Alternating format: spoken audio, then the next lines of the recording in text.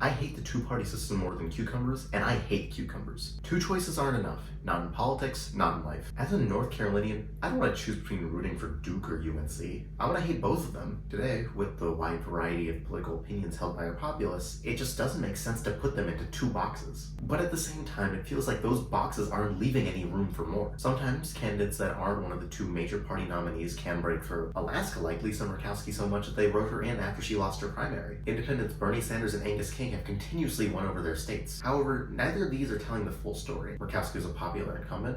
Bernie Sanders effectively blocked out a Democratic candidate by getting the nomination and then declining it, and Angus King was endorsed by the Democratic nominee before they subsequently dropped out. And you know how many independent representatives there are? How many independent governors? I'll give you a hint. It's the same number of times I've gone on a date with Zendaya. That's a problem. While I can feel comfortable voting for the Democratic Party, there's a lot of stuff that comes along with it that I'd rather not be supporting. It's like I have to choose between pizza that only has pineapple on it, or being punched in the stomach. What I want is to eat a slice of pizza with chicken and onions. An independent who isn't beholden to populism and is free to support ideas like free trade and open borders. But they have as much of a chance to win as well me going on a date with Zendaya. So I'm not going to try and convince a whole country that they can really make a third party win a major office. Instead, I want to fundamentally change the way that the country's voted for the past 247 years so that I can vote for a candidate that I like just a little bit better. Easy as that. In our current system, all you need to do to win is get a plurality of the votes. That means you could theoretically win an election with just 10% of the votes if 90 other candidates got 1%. But in a system like ranked choice voting, voters get to rank the candidates like pizza chains. After all the first choice votes are counted, the bottom candidate is eliminated, and their second choice votes get added to the other candidates. This goes on and on again until a final candidate is found. Let's say I'm in a group of people and we're deciding where to get pizza from. Another person and I want Domino's, but everyone else in the group wants either Pizza Hut or Papa John's, with Papa John's having one less vote than Pizza Hut. In the first past the post system, me and my friend would have acted as a spoiler, and we would have gone to Pizza Hut, even though I hate Pizza Hut. But if we were given the option to express a second choice, Papa John's would have won. For an actual election example, if Green Party voters expressed a second choice for Hillary Clinton, then she would have won the election. Now, I'm sure you've all heard of ranked choice voting, but there's an even better system available: star voting. Star stands for score, then automatic runoff. Voters are to give each candidate a rating from 0 to 5 stars,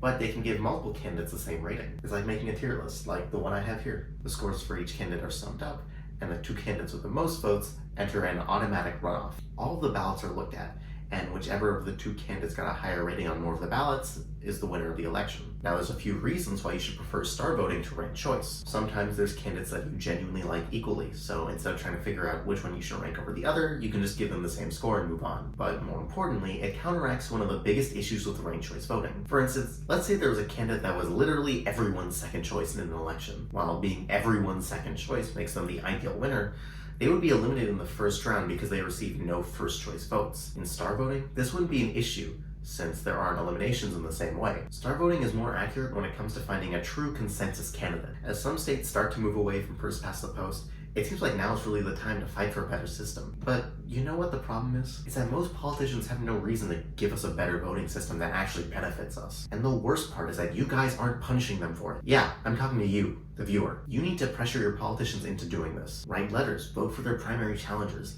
Hell, challenge them yourself. Nothing is going to change unless we fight with everything we have. If we want to protect our democracy, we need politicians who feel a responsibility to do so. So that's about it. But if you disagree with me, let me know in the comments and I'll do my best to respond. Or if you thought that I was completely right, let me know as well. Either way, please remember to like and subscribe. It's free, it really helps out the channel, and you can always change your mind later. These conversations are important to have, and I'm always going to be pushing to find the right and clear answers. Thanks for watching.